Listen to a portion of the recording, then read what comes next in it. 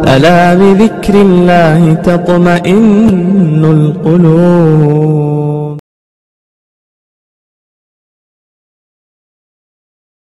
الحمد لله نحمده ونستعينه ونستغفره ونؤمن به ونتوكل عليه ونعوذ بالله من شرور أنفسنا ومن سيئات أعمالنا. من يهده الله فلا مضل له ومن يضلله فلا هادي له. أشهد أن لا إله إلا الله وحده لا شريك له ونشهد أن سيدنا وسندنا وشفيعنا وحبيبنا ومولانا محمدا عبده ورسوله. أما بعد فأعوذ بالله السميع العليم من الشيطان الرجيم. بسم الله الرحمن الرحيم. ما كان محمد أبا أحد من رجالكم ولكن رسول الله وخاتم النبيين. صدق الله مولانا العظيم وصدق رسوله النبي الكريم وعلى آله وأصحابه وأزواجه وذرياته وأهل بيته أجمعين والحمد لله رب العالمين. ناز کیوں نہ کریں آپ سے نسبت والے، ناز کیوں نہ کریں آپ سے نسبت والے، لوگ کہتے ہیں ہمیں ختم نبوت والے. جن کو ہے ختم نبوت کی حفاظت کا جنون، قسم اللہ کی یہی لوگ ہیں قسمت والے. لوگ ہمیں کہتے ہیں ختم نبوت والے، یہ کھلی بات ہے مرزائی ہے غدار وطن. کیوں سمجھتے نہیں یہ بات حکومت والے. یاد تو ہوگا تمہیں قصہ فرعون و کلیم، غرب جھوٹے ہوئے اور پار صداقت والے. لوگ کہتے ہیں ہمیں ختم نبوت والے. محترم حضرات، حضور اکرم صلی اللہ علیہ وسلم نے اس وقت حضور کے زمانے میں بھی جس نے نبوت کا دعویٰ کیا اس کا جواب دیا اور نبوت کی حفاظت فرمائی. اور اس کے بعد جب بھی یہ کوئی دعویٰ کرنے والا دعویٰ کرتا رہے گا، ایمان والے ایمان کی حفاظت کرتے رہیں گے.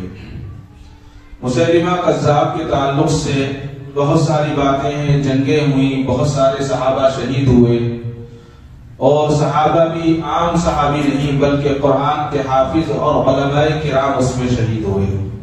صرف اس لیے انہوں نے اپنی شہادت پیش کی کہ رسول اللہ صلی اللہ علیہ وسلم کی ختم نبوت پر آنچ نہ آئے.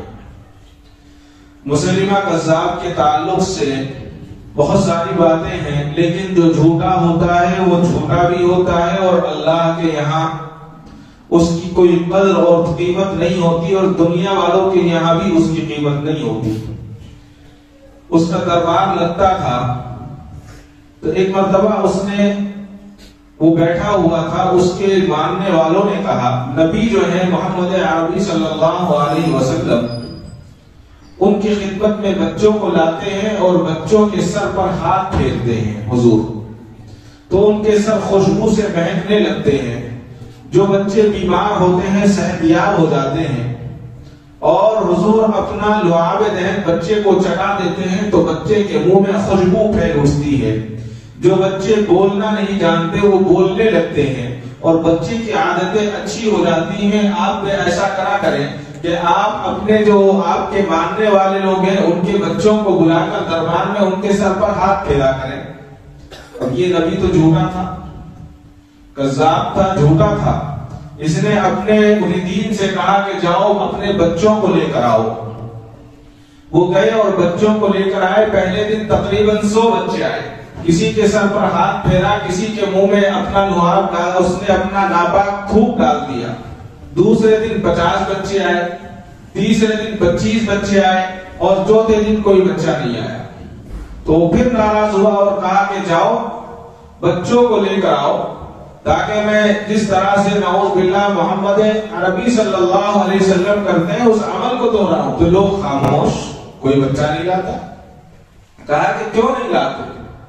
تو ایک اٹھا اور اس نے ہاتھ جوڑتے ہوئے کہا کہ حضور بات ایسی ہے جتنے بچوں کے سر پر آپ نے ہاتھ پھیرائے تمام کے تمام بچے گنجے ہو گئے، اور جتنے بچوں کے منہ میں آپ نے نجس اپنا تھوک ڈالا ہے، ناپاک تھوک ڈالا ہے، وہ بچوں نے بولنا بند کر دیا ہے۔ اس لیے کوئی بچہ آپ کے پاس لانے کے لیے تیار نہیں ہے۔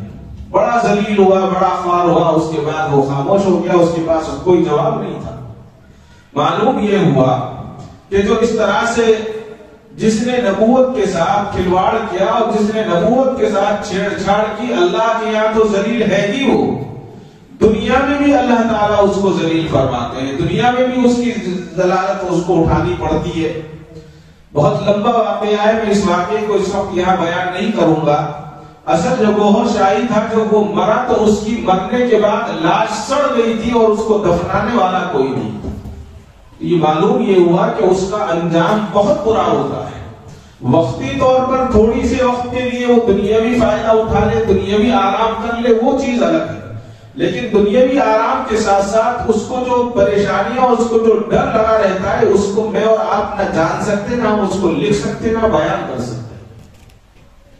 کل ملا کر یہ ہے کہ اللہ تعالیٰ نے ختم نبوت کا تاج میرے اور آپ کے آقا احمد مجتبی حضرت محمد مصطفیٰ صلی اللہ علیہ وسلم کے سر پر رکھا، اور آپ نے وہ تاج اس امت کے سر پر رکھا، اس لیے کہ یہ امت آخری امت ہے، تو اس آخری امت کو آخر تک باقی رہنا ہے۔ جتنے بھی کذاب آئیں گے، جتنے جھوٹے اور بلعون آئیں گے، وہ اس کا جواب دیتے رہیں گے، حتیٰ کہ حضرت مہدی علیہ السلام بھی تشریف لے آئیں گے، حضرت عیسیٰ علیہ السلام بھی تشریف لے آئیں گے، اور اس کے بعد جو ہے قیامت قائم ہوگی، لیکن دوسری امت نہیں آئے گی سوائے اس امت کی۔ یہ آخری امت ہے، تو اس آخری امت کی ذمہ داریاں بہت ساری ہیں۔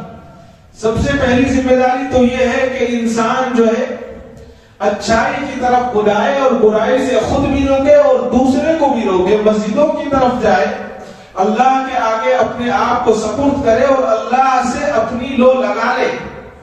اب اس میں یہاں ایک بات یہ سمجھنے کی ہے، سب سے پہلے تو مجھے سمجھنے کی ہے کہ اگر کوئی عالم یہ سوچے کہ مجھے اب اس سے بچنے کی ضرورت نہیں ہے، میں تو عالم ہوں، میں تو مفتی ہوں، میں حافظ ہوں، میں قاری ہوں، مجھے اس کی ضرورت نہیں ہے، تو سب سے پہلے فتنے کے اندر وہی ملوث ہوگا۔ اس کا علم جو ہے، اللہ تعالیٰ وہ علم پر اپنے گھمنڈ کر رہا ہے، تو اللہ کو ایسے علم کی ضرورت نہیں ہے۔ تو بہت سارے ہم نے اس وقت بھی موجودہ حالات میں ہم دیکھ رہے ہیں، اور جو اطلاعات مل رہی ہے کہ کہیں تو حافظ بھی ان کا ہو جاتا ہے، کہیں عالم بھی ان کا ہو جاتا ہے، کہیں متقی بھی ان کے ہو رہے ہیں۔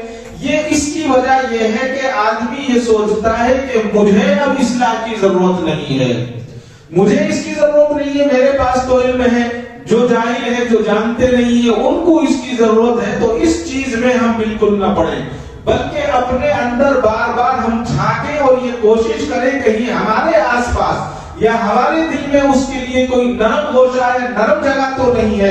اگر کوئی نرم جگہ اور نرم دل ہمارا ہو رہا ہے تو ہم اپنے آپ میں استغفار کریں، اللہ کے آگے گڑ گڑائیں اور اللہ سے مانگیں اور اللہ سے توبہ کریں۔ اب علم کے چکر میں شیطان سے بڑا عالم کون ہو سکتا ہے؟ شیطان سے بڑا کوئی عالم نہیں ہوا، کتنا بڑا عالم۔ اور یہ جو فتنے ہیں، یہ قیامت کے قرب قیامت کے زمانے کے ساتھ ساتھ یہ فتنوں کا ورود ہو رہا ہے۔ آج ہم یہ سمجھتے ہیں کہ ہم نے علم حاصل کر لیا تو ہمیں کچھ نہیں ہوگا۔ یہ فتنے تو بہت بڑے ہیں۔ اس سے پہلے عیسائیت کا فتنہ ہے، دوسرے فتنے، عیسائیت کے فتنے کے تعلق سے میں بتاؤں کہ ہمارے یہاں میسور کے اندر 2 عالم جو ہیں، چند سال پہلے 2 عالم مرتد ہو گئے۔ اب بتائیے، وہ بڑے بڑے مدرسوں سے پڑھے ہوئے، انہوں نے حدیث کی کتابیں پڑھ رکھی تھی، سب پڑھ رکھی تھی، لیکن جب شیطان چنگل میں پھنسا لیتا ہے تو انسان کچھ نہیں کر سکتا، بہک جاتا ہے۔ اور یہ اسی وقت بہکتا ہے جب انسان کو اپنے اوپر گھمنڈ ہوتا ہے، اپنے اوپر یہ ہوتا ہے کہ مجھے کسی چیز کی ضرورت نہیں، میں تو سب جانتا ہوں۔ اگر کوئی شیر ہے تو بزرگوں نے کہا ہے کہ دوسرا سوا شیر بھی ہوتا ہے، لہذا ہمیں اپنا کسی اور کا نہیں، میں اپنے پڑوسیوں کو نہ دیکھوں، دوسروں کو نہ دیکھوں، پہلے اپنے آپ کو دیکھوں، میں اپنے گھر کو دیکھوں، کہیں میرے گھر میں میرا بھائی، میری بہن، میری بیوی یا میرے بچے جو ہیں اس سے کوئی متاثر تو نہیں ہو رہے ہیں۔ اس لیے یہ فتنے اتنے آسان ہیں کہ آپ نماز نہ پڑھو تب بھی کوئی مسئلہ نہیں، جمعہ نہ پڑھو تب بھی کوئی مسئلہ نہیں، یہ مختلف چیزیں ہیں۔ اصل میں بات عرض یہ کرنا ہے کہ نبی اکرم صلی اللہ علیہ وسلم نے اس امت پر ایک ذمہ داری عطا فرمائی، اور وہ ذمہ داری یہ ہے کہ ہمیں ختم نبوت کا مرتے دم تک آخری قطرہ اپنا خون کے آخری قطرے سے اس کی حفاظت کرنی ہے، اور جب ہم اس کی حفاظت کریں گے تو اس کا انعام کیا ملے گا؟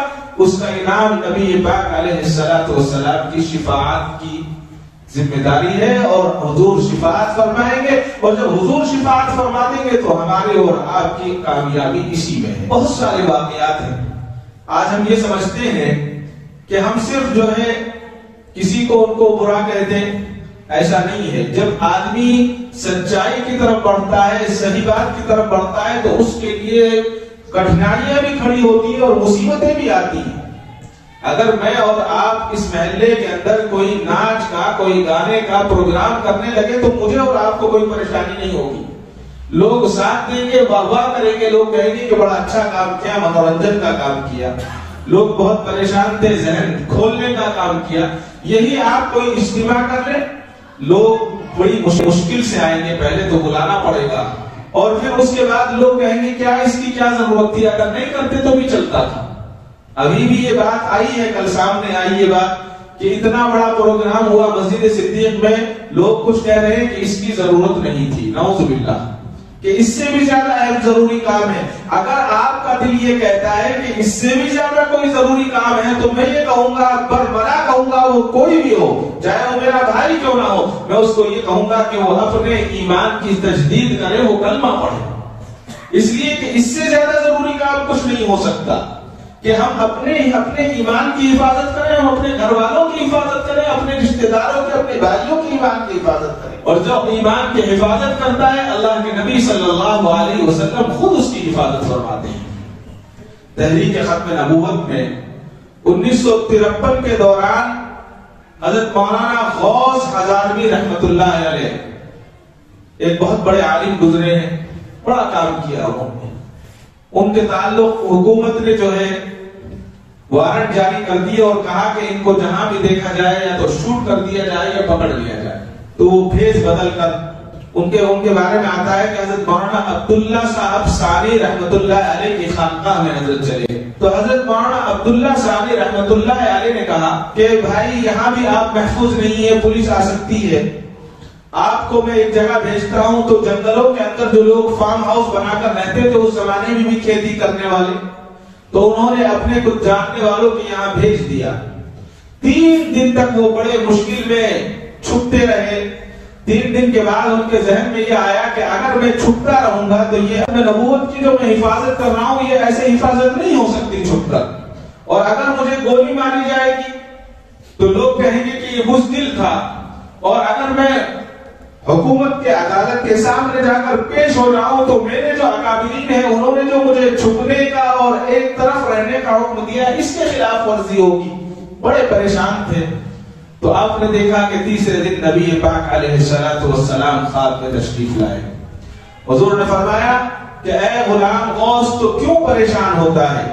تو نے تو تحفظ ختم نبوت کا بیڑا اٹھایا ہے، تیرا کوئی بگاڑ کچھ نہیں بگاڑ پائے گا، تو آرام سے رہ، تو آرام سے رہ۔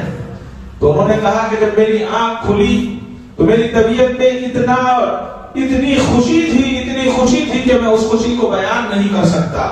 یہ خوشی مومن ہی سمجھ سکتا ہے کہ حضور کی زیارت کی کیا خوشی ہوتی ہے۔ تو حضرت مولانا غلام غوث فرماتے ہیں کہ میں نے اپنا تھوڑا سا بھیس بدلا اور اس کے بعد میں ایک جگہ چلا گیا اور مستقل امامت کرتا رہا، میں کبھی چھپا نہیں اور بڑی اطمینان کے ساتھ میری زندگی گزری۔ اس لیے ان کو یہ یقین ہو گیا تھا کہ آقا مدنی صلی اللہ علیہ وسلم نے خود فرما دیا کہ کوئی تیرا کچھ نہیں بگاڑ سکتا، اور آپ کا کسی نے کچھ نہیں بگاڑا۔ معلوم یہ ہوا کہ ختم نبوت ایک چھوٹا عمل نہیں ہے۔ حضرت مولانا عطا اللہ شاہ بخاری علیہ رحمہ، جنہوں نے جب ہندوستان اور پاکستان ایک تھا بڑا کام کیا، آپ نے انگریزوں کے خلاف بہت کام کیا، اور اس کے علاوہ پھر ختم نبوت پر کام کیا۔ اس صدی کے اگر آپ تاریخ اٹھا کر دیکھیں، ہم 100-150 سال میں حضرت مولانا عطا اللہ شاہ بخاری علیہ رحمہ کی آدھی زندگی ریل میں گزری اور آدھی زندگی جیل میں گزری۔ حضرت مولانا عطا اللہ شاہ بخاری کے تعلق سے حضرت قاری حنیف صاحب رحمۃ اللہ علیہ ملتانی فرماتے ہیں کہ ایک مرتبہ حضرت قاری صاحب جو ہے مکہ المکرمہ عمرے کے لیے تشریف لے گئے، اور جب آپ نے عمرہ فرما لیا تو وہاں پر ایک بہت بڑے عالم دین رہتے تھے جو اللہ کے بہت بڑے ولی تھے، جن کا نام مولانا خیر محمد صاحب رحمۃ اللہ علیہ تھا۔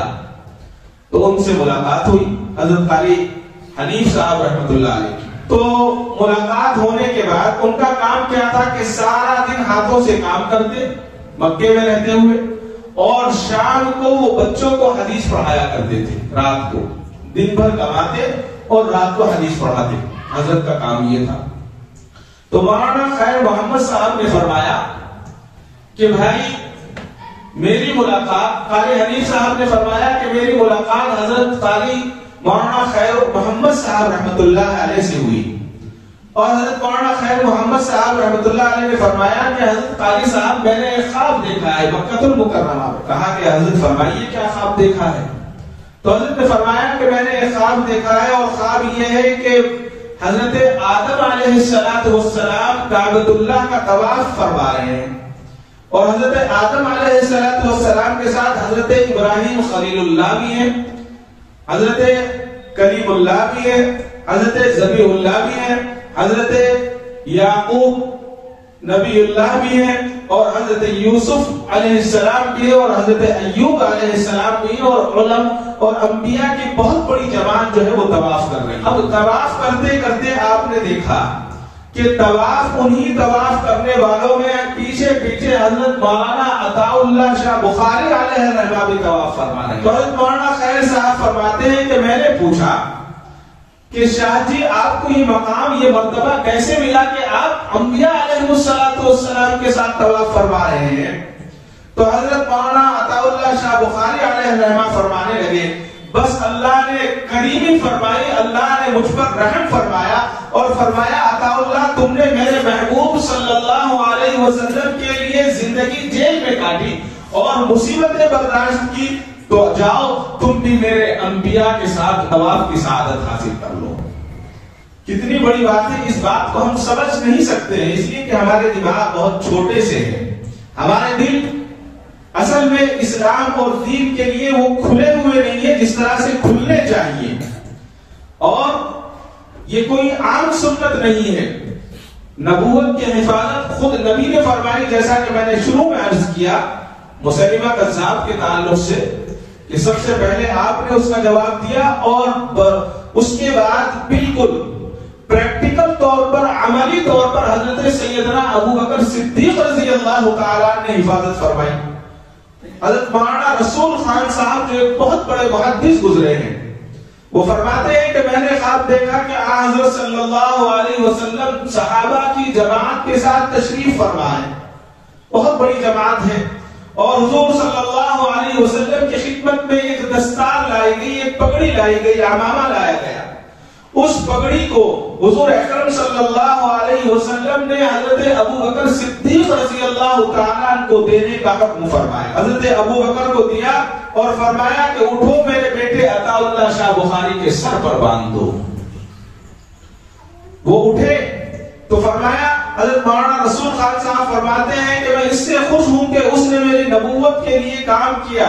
یہ کون فرما رہے ہیں؟ حضور فرما رہے ہیں حضرت ابو بکر صدیق سے کہ میں خوش ہوں کہ اس نے میری نبوت کے لیے بہت سارا کام کیا۔ مولانا فرمایا کرتے تھے کہ آپ نے یعنی حضور نے خود یا کسی صحابی کو حکم نہیں دیا کہ بخاری کے سر پر پگڑی باندھو، آپ چاہتے تو خود باندھ دیتے یا چاہتے تو کسی اور صحابی کو حکم فرماتے، لیکن آپ نے حضرت ابو بکر صدیق کو کیوں حکم دیا؟ فرماتے ہیں کہ حضرت ابو بکر صدیق کو آپ نے اس لیے حکم دیا کہ سب سے پہلے سیدنا ابو بکر صدیق رضی اللہ تعالیٰ نے حفاظت فرمائی تھی، یہ وجہ تھی۔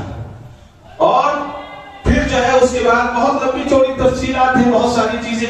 اچھا اب یہاں بہت ساری باتیں یہ بھی آئیں گی، کچھ احباب یہ کہتے ہیں کہ یہ تو خواب میں دیکھا ہے، یہ آپ نے سچ میں تو نہیں دیکھا۔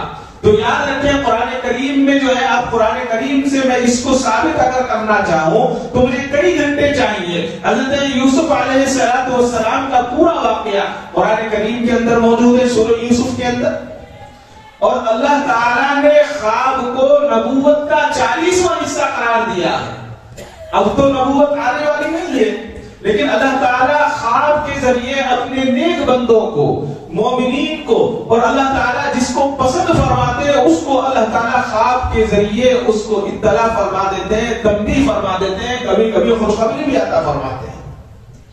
معلوم یہ ہوا کہ حضور اکرم صلی اللہ علیہ وسلم کی نبوت کی حفاظت کتنی ضروری ہے. بہت ساری باتیں ہیں، اگر واقعات کو ہم کھولیں تو شاید میں سمجھتا ہوں کہ پورا سال چاہیے. جمعہ حضرت مولانا عبداللہ صاحب شیخ الحدیث فرماتے ہیں، یہ بہت بڑے عالم تھے.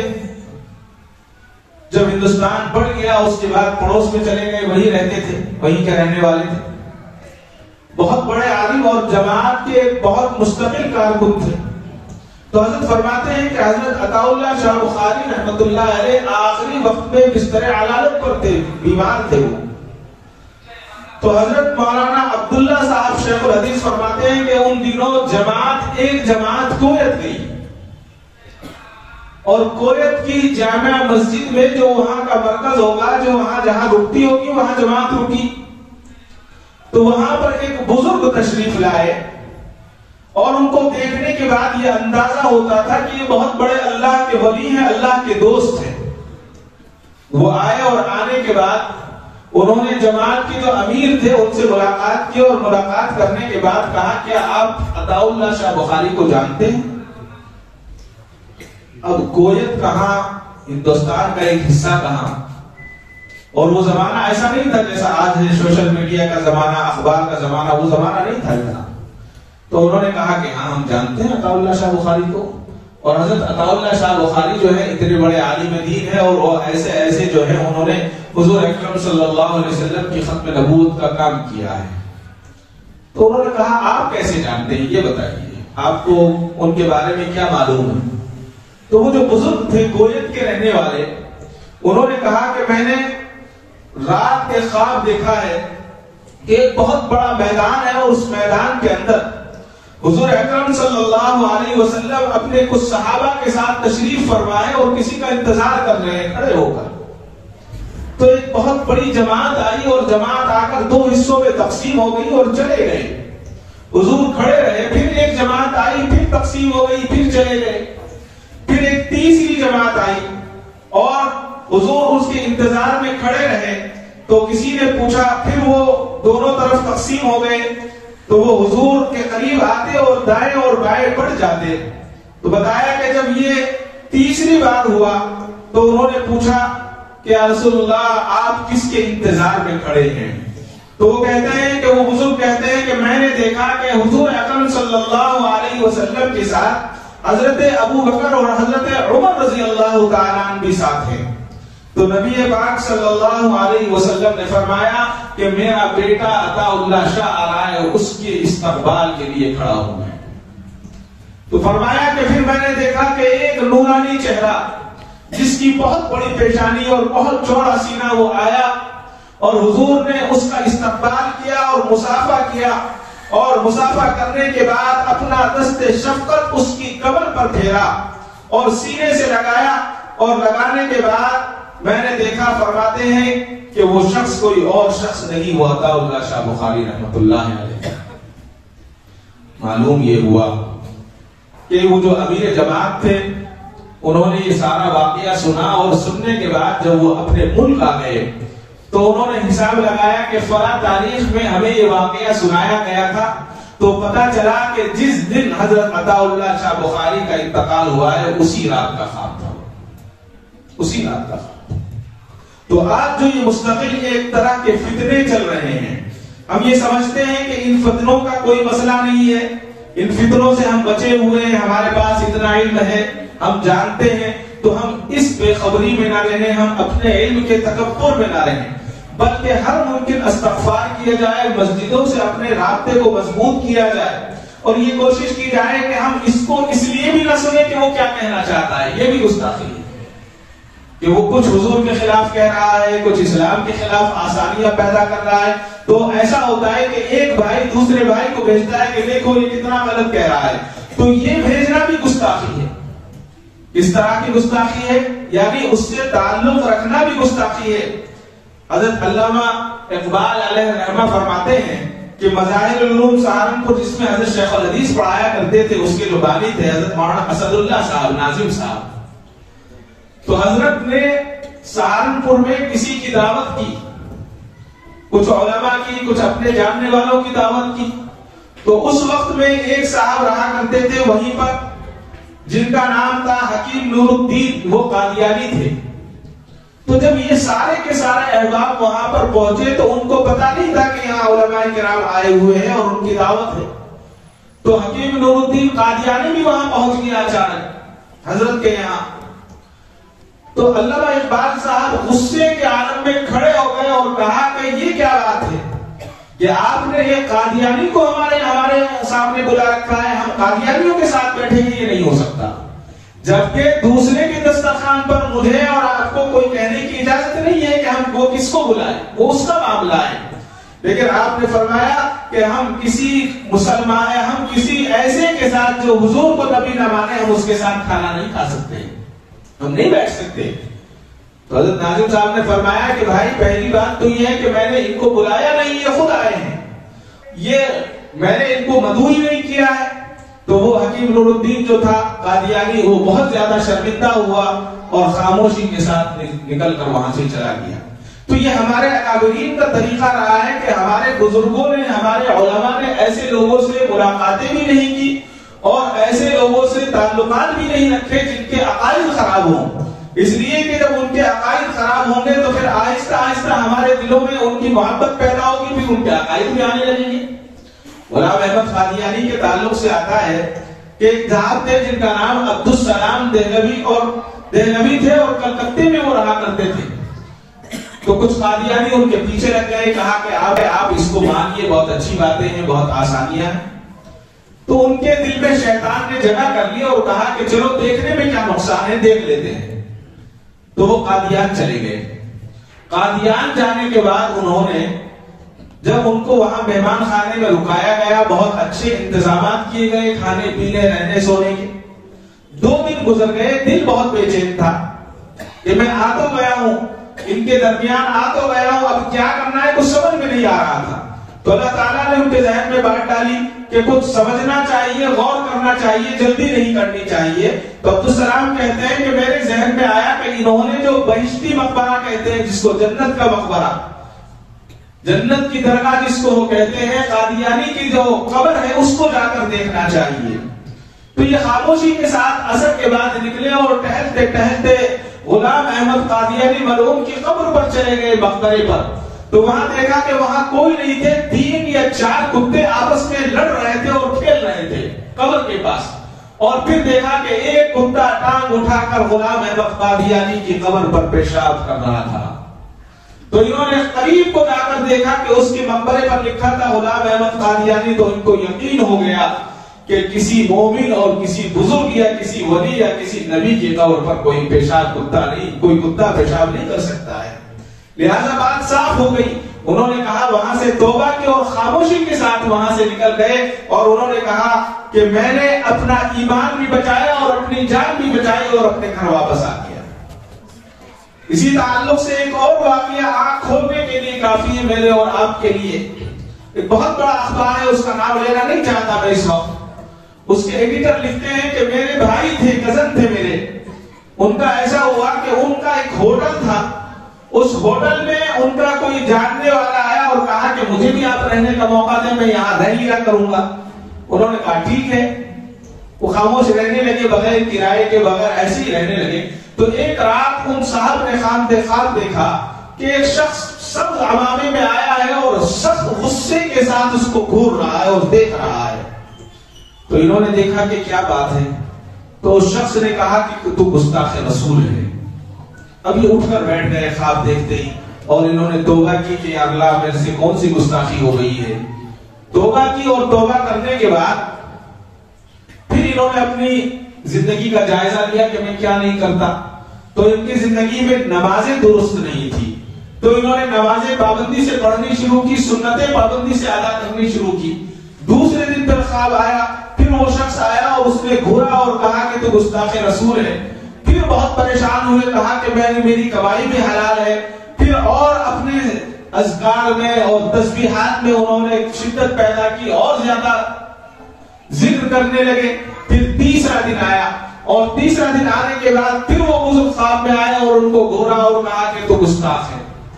اب ان کی زندگی بہت بوجھل ہو گئی. کہا کہ میری زندگی میں کون سی گستاخی ہو گئی ہے کہ جو میں نے گستاخی کی ہے، جو مجھے خواب میں بار بار متنبہ کیا جا رہا ہے، تنبیہ کی جا رہی ہے. بڑے پریشان. اس کے بعد انہوں نے زندگی کے ہر شعبے میں جائزہ لینا شروع کیا. شام ہو گئی اور ہوتے ہوتے ان کو خیال آیا کہ میرے کمرے میں جو ایک آدمی بغیر کرائے کے اور رہ رہا ہے، اس کے بارے میں معلوم کیا جائے یہ کون ہے، میں اس کو جانتا نہیں ہوں صحیح سے.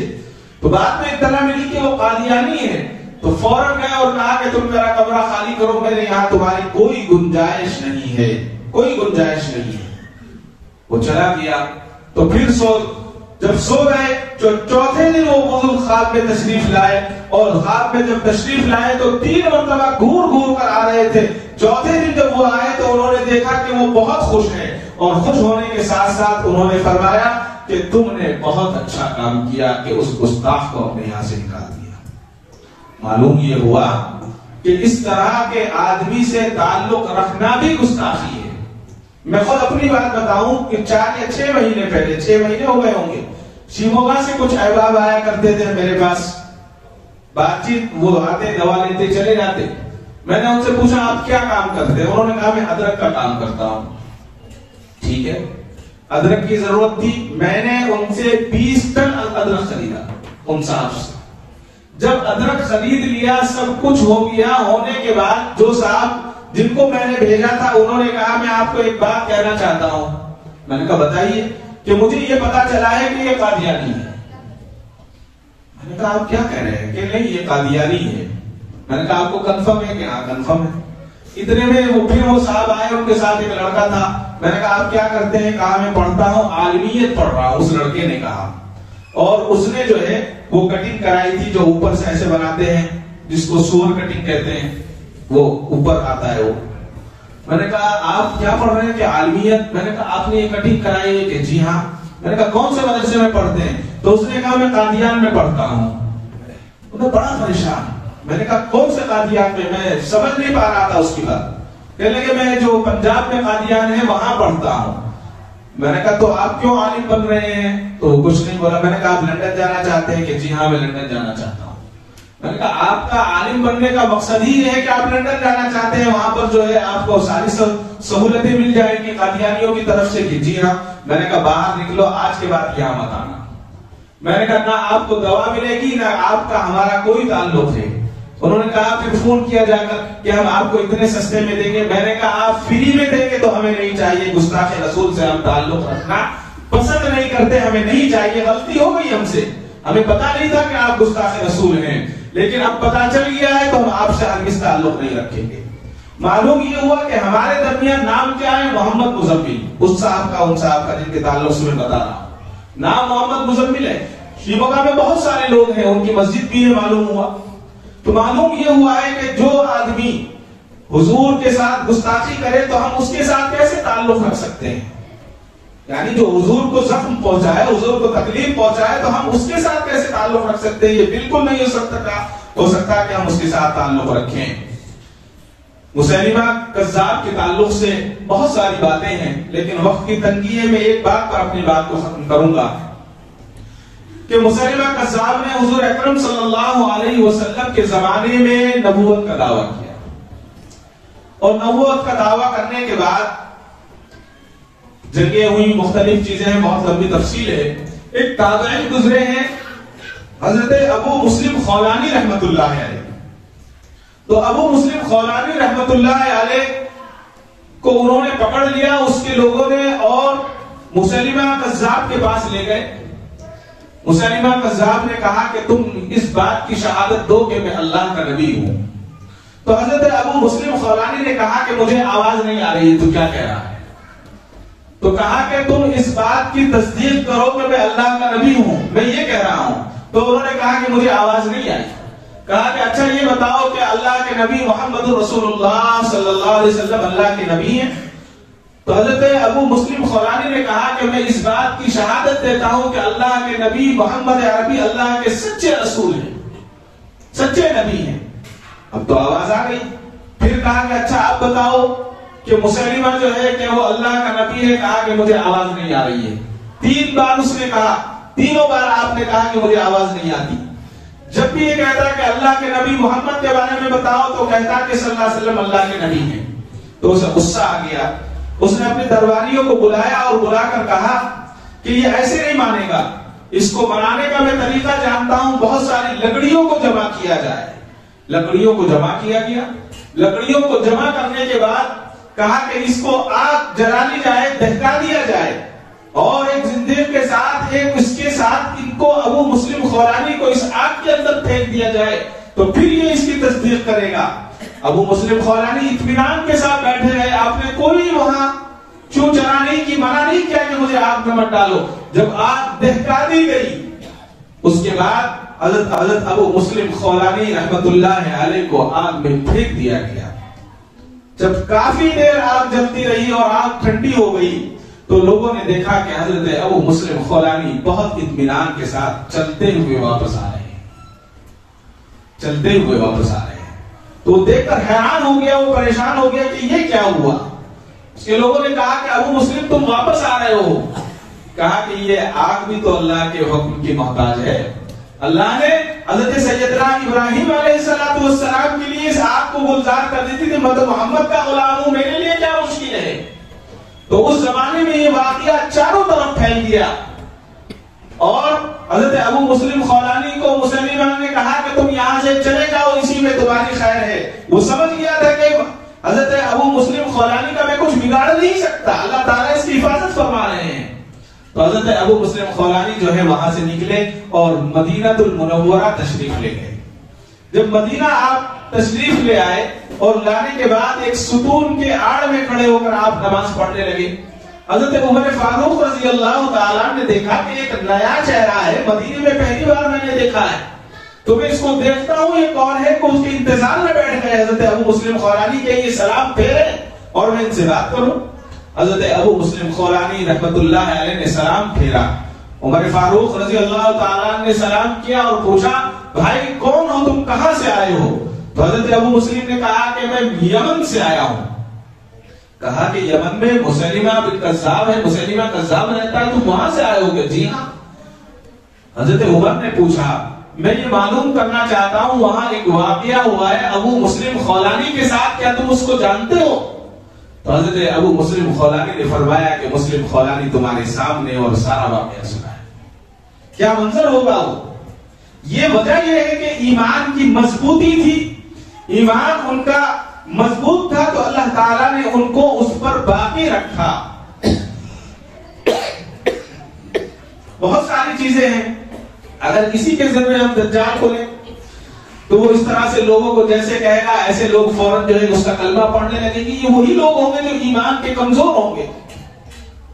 تو لہٰذا ہمیں بار بار آج اس وقت اس چیز کی ضرورت ہے کہ ہم بار بار جو ہے اپنے ایمان کا محاسبہ کریں۔ کل ایک صاحب آئے، وہ کہنے لگے کہ مسجد میں اسکرین لگا کر دکھائے، یہ مسجد کی بے ادبی ہے۔ میں نے کہا بہت اچھی بات کہی، آپ کی جیب میں جو اسکرین ہے اس کا کیا ہوگا؟ آپ اپنے جیب میں بھی تو اسکرین رکھ کر نماز پڑھ رہے ہیں۔ بھائی جو حالات ہیں جو اس کے تعلق سے وہ علماء جانے، وہ مفتیان کرام جانے، میں اور آپ نہیں جانتے۔ اگر مجھے اور آپ کو صرف زبانی طور پر بتا دیا جائے، سمجھا دیا جائے تو ہماری سمجھ میں نہیں آتا ہے، لیکن جو عملی طور پر انہوں نے سمجھایا ہے یہ اس وقت کے حالات کی ضرورت ہے۔ تو ہم جو ہے اس کو نہ سمجھیں بلکہ اس کی برائیوں کو سمجھیں، اس کو سمجھنے کی کوشش کریں۔ آج ہمارے یہاں ایک بہت بڑی برائی ہے کہ ہم خود مفتی بن جاتے ہیں، خود عالم بن جاتے ہیں، خود انجینئر بن جاتے ہیں، جس کا جو کام ہے وہ کرے۔ بھائی اگر گناہ ہے تو وہ ان کو ملے گا، ہمیں جو چیز اچھی ملی ہے اس کو ملنا چاہیے۔ 2004 میں ایک حکومت کی طرف سے ایک دلی کے اندر 10 دن کا سیمینار ہوا تھا مدارس کے تعلق سے۔ بنگلور سے 2 آدمی گئے تھے، میں بھی گیا، 10 دن کا سیمینار تھا۔ اس کے اندر حضرت مولانا حفیظ اللہ محمد حفیظ صاحب ندوی رحمت اللہ علیہ تشریف لائے۔ تو حضرت کی ایک کتاب تھی مغربی میڈیا اور اس کے اثرات، بہت موٹی کتاب، بہت بکی وہ کتاب، اس میں ٹی وی کے تعلق سے، انٹرنیٹ کے تعلق سے، تھیٹر کے تعلق سے ساری چیزیں تھی. تو اس میں حضرت نے کیا کیا، مصر کے تھیٹر میں حضرت خود گئے کہ وہاں کیا ہوتا ہے وہ دیکھا اور آ کر وہ لکھا. اس میں حضرت نے ٹی وی میں کیا ہے وہ دیکھا وہ لکھا، کیبل میں کیا ہے وہ دیکھا وہ لکھا. تو اس پر بہت ساری بحث چھڑی وہاں. میں حضرت کے ساتھ 8 دن رہا. میں نے حضرت سے پوچھا، میں نے کہا حضرت یہ کتاب جو ہے آپ نے لکھی ہے، سمجھ میں آتی ہے، لوگ اشکال بھی کرتے ہیں، مجھے آپ یہ بتائیے کہ ٹی وی کیا ہے، ٹی وی کیا ہے. تو حضرت نے بہت اچھی بات کہی، کہا کہ دیکھو آپ ابھی چھوٹے ہو، کم عمر ہو، تم سمجھو گے نہیں، لیکن میں بتاتا ہوں ٹی وی یا یہ ساری چیزیں، سوشل میڈیا، یہ حضرت نے 2002 میں بتایا انٹرنیٹ کے تعلق سے کہ یہ ایک بھینس ہے. حضرت نے مثال دی کہ یہ ایک بھینس ہے، بھینس دودھ کم دیتی ہے، پیشاب اور گوبر زیادہ کرتی ہے. اور فرمایا کہ اگر دودھ بھی آپ لے رہے ہیں تو بھی ضروری ہے برتن کو بچا کر رکھیں. اگر دودھ نکالتے نکالتے پیشاب کا ایک قطرہ آ گیا تو بھی دودھ خراب ہے اور بیکار ہے، ناپاک ہے، نجس ہے. تو فرمایا کہ ساری ناپاک چیزیں ہیں، ساری چیزیں ناپاک ہیں، لیکن اس کے اندر جو دودھ ہے وہ تھوڑی سی مقدار میں ہے، اس کو حفاظت کے ساتھ نکال لیا جائے اور حفاظت کے ساتھ اس کو استعمال کر لیا جائے تو اتنا تو جائز ہے. لیکن اس کے علاوہ آپ یہ چاہیں گے کہ جو بھینس دودھ نہیں دیتی آپ اس کو گھر پہ رکھ کر آپ اس کی حفاظت کریں گے اور اپنے آپ کو پاک و صاف رکھیں گے، تو یہ آپ کی کم عقلی اور ناسمجھی ہے. تو میرے اور آپ کے جیب میں جو موبائل ہیں، حقیقت یہ ہے کہ اس میں دودھ نہیں ہے، بغیر دودھ دینے والی بھینس ہے. یہ صرف گوبر دیتی ہے اور پیشاب دیتی ہے، اس کے علاوہ ہمیں کچھ نہیں ملتا اس سے. لہٰذا ہم اس سے بچیں بھی، اور جو لوگ اس سے دودھ نکالنا جانتے ہیں ان کے ہم ساتھ دیں، ان کے ساتھ لگے رہیں. اس طرح جس طرح ہم کو سمجھاتے ہیں اس میں سمجھنے کی کوشش کریں.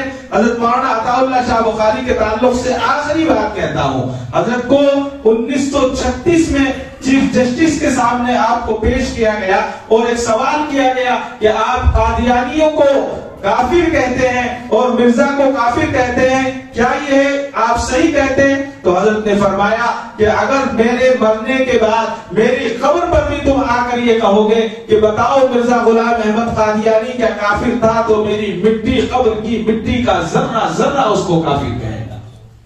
اتنے سخت معاملہ تھا. اور اس کے بعد ایک مرتبہ حضرت مولانا یوسف صاحب لدھیانوی رحمۃ اللہ علیہ نے فرمایا کہ جسٹس منیر کے سامنے 1953 میں تحریک ختم نبوت کے تعلق سے ایک دن حضرت امیر شریعت مولانا عطا اللہ شاہ بخاری کو عدالت میں لے جایا گیا اور کٹگڑھے میں لے جا کر حضرت سے پوچھا گیا کہ بتاؤ آپ یہ کہتے ہو کہ اگر کوئی قادیانی جو ہے قادیانیت کا دعویٰ کرتا ہے تو آپ اس کو قتل کر دیں گے؟ تو حضرت نے کہا کہ بالکل قتل کر دوں گا، آپ کر کے تو دکھائیں. عدالت میں کہہ رہے ہیں یہ جرت کس کو ہو سکتی ہے، یہ ایک ایمان والا کر سکتا ہے. تو حضرت نے فرمایا کہ کوئی میرے سامنے نبوت کا دعویٰ کرے تو صحیح، اگر کوئی نبوت کا دعویٰ کرے گا تو میں اس کی گردن یہی اڑا دوں گا. جب یہ کہا تو جسٹس نے بلند آواز کہا کہ تم جانتے نہیں ہو، تم توہین عدالت کر رہے ہو، تم عدالت کی توہین کر رہے ہو. حضرت مولانا عطا اللہ شاہ بخاری رحمۃ اللہ علیہ، حضرت کی قبر پر لاکھوں سلام ہو اور لاکھوں اللہ کی نعمتیں نازل ہو. حضرت نے گرجدار آواز میں کہا میں تو توہین عدالت کر رہا ہوں اور تم توہین رسالت کر رہا ہے. توہین رسالت کو ہم برداشت نہیں کر سکتے، توہین عدالت تو برداشت ہے، توہین رسالت برداشت نہیں ہو سکتی. معلوم یہ ہوا اللہ کے نبی کی جو نبوت ہے اس کا تحفظ میری اور آپ کی ذمہ داری ہے. آج لوگ یہ کہہ رہے ہیں کہ یہ تو معمولی سی چیز تھی. معمولی چیز معمولی چیز نہیں ہے. اگر ایمان نکل گیا تو پھر کیا رہا ہمارے اندر؟ کچھ نہیں رہے گا، پھر بیکار ہے. گوھر شاہی کا جو فتنہ ہے یہی تو سمجھانے کی کوشش کی جا رہی ہے. وہ جتنے بڑے بڑے سوامی ہیں سب کو نبی بتا رہا ہے، وہ کہ وہ بھی نبی تھا، وہ بھی نبی تھا. میں اس منبر پر بیٹھ کر ان کے نام کیسے لے سکتا ہوں؟ نجیس نام ہے، سب ناپاک ناموں کو کہہ رہا ہے کہ وہ نبی تھے. اور لوگوں کو بات بہت اچھی لگتی ہے کہ یہ اتحاد کی بات کر رہا ہے. ایک میان میں دو تلوار نہیں رہ سکتی. ایمان کے ساتھ غیر ایمان نہیں رہ سکتا، نور کے ساتھ اندھیرا نہیں رہ سکتا. جب نور آتا ہے تو اندھیرا خود ختم ہو جاتا ہے. ہمارے اور آپ کے دلوں میں اللہ کے نبی کی محبت ہے، اللہ کی محبت ہے اور صحابہ کی محبت ہے. ان محبتوں کے ساتھ इन दूसरे मलूनों की मोहब्बत हम अपने दिलों में क्या अपने करीब भी नहीं ला सकते। लिहाजा अगर हमें ये पता चल जाए कि ये कादियानी है या गौहर शाही है या दूसरे किसी फितरे का है, तो याद रखें ना हम उससे ताल्लुक रखेंगे ना हम उससे मोहब्बत करेंगे। हमारा सिर्फ एक ही नारा है कि हम अल्लाह से मोहब्बत करते हैं और अल्लाह के रसूल से मोहब्बत करते हैं।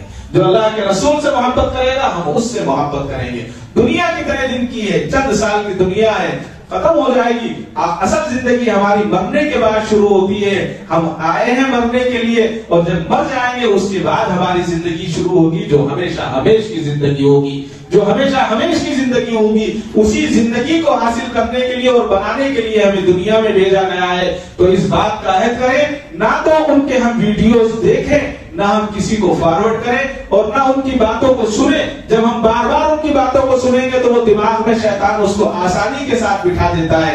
कहता है कि जब एक मर्तबा साल में एक मर्तबा सिर्फ शब बारात में आप नमाज पढ़ रहे हैं, शब कदर में पढ़ रहे हैं, तो फिर पूरी जिंदगी पढ़ने की जरूरत नहीं है। वो बहुत अच्छे अंदाज से समझाता है। सूरह लैलतुल कद्र की उसकी तफसीर है, उसमें समझाया है कि अल्लाह के नबी ने फरमाया कि इतने हजार रात नमाज इबादत का सवाब, तो फिर क्या जरूरत है, एक मिल गई काफी है। तो ये हमारे जहनों में बहुत आसानी के साथ शैतान ये बात हमारे जहनों में बिठाता है। लिहाजा इन शैतानी बातों से दूर रहें। अल्लाह ताला मुझे और आपको कहने सुनने से ज्यादा अमल साले की तौफीक अता फरमाए। व आखिरु दावाना अल्हम्दुलिल्लाहि रब्बिल आलमीन। काबे पे पड़ी जब पहली नजर, क्या चीज़ है दुनिया भूल गया, क्या चीज़ है दुनिया भूल गया।